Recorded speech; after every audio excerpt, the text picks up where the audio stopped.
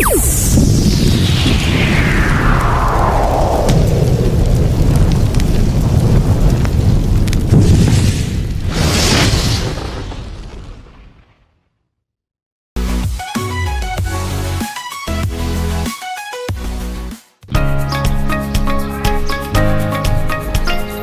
ligtas na araw mga ka-BFP TV. Mula po sa Ilocosur Polytechnic State College Main Campus patungo sa Ilocosur Polytechnic State Tagudin Campus. Narito naman po tayo ngayon sa Ilocosur Polytechnic State College Narbacan Campus para sa symposium na pinangungunahan ni Fire Senior Superintendent Ramel B. Borja, ang Provincial Fire Marshal ng BFP Ilocosur.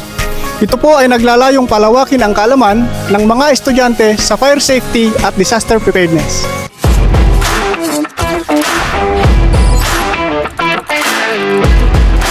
Pinangunahan ni Fire Senior Superintendent Ramel B. Borja, ang Provincial Fire Marshal ng BFP Ilocosur, kasama si SFO3 Rhea M. Cordero, ang Municipal Fire Marshal ng Narbacan Fire Station, ang Fire Safety Symposium na idinaos sa Ilocosur Polytechnic State College, Narbacan Campus na pinangunguluhan ni Atty. Jose Q. Cabatu, Campus Director.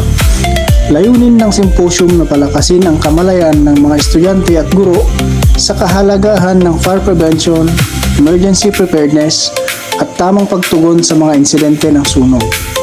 Kabilang sa mga paksang tinalakay ang kasaysayan ng Bureau of Fire Protection, mandato at mga pangunahing tungkulin nito, fire prevention, mga karaniwang sanhi ng sunog, tamang paggamit ng fire extinguisher at wastong paglikas sa oras ng emerhensya.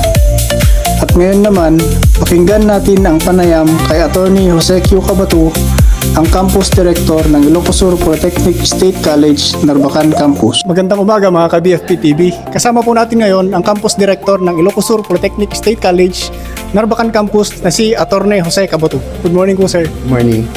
Sir, sa pangunguna po ni Fire Senior Superintendent Ramel Borja, narito po kami ngayon sa Ilocosur Polytechnic State College para po mag-conduct ng Fire Safety Symposium.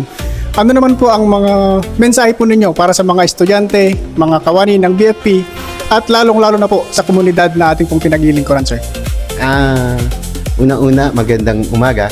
Ang masasabi ko lang sa mga student, faculty and staff at sa community ay maganda itong programa or activity na bibigay sa atin yun ng BFP in order for our students, our faculty and staff including our community to be well informed about fire safety so that we can at least avoid yung risk na naibibigay or na idudulot ng sunog or ng fire.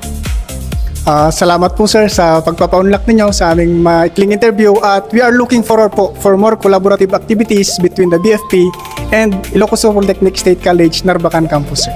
Thank you po, sir. Okay, sure. Thank you. We are looking forward to that. Thank you, sir. Patuloy na isinusulong ng Bureau of Fire Protection ang mga programang nagbibigay kaalaman upang mapalakas ang kamalayan ng bawat mamamayan sa usapin ng kaligtasan.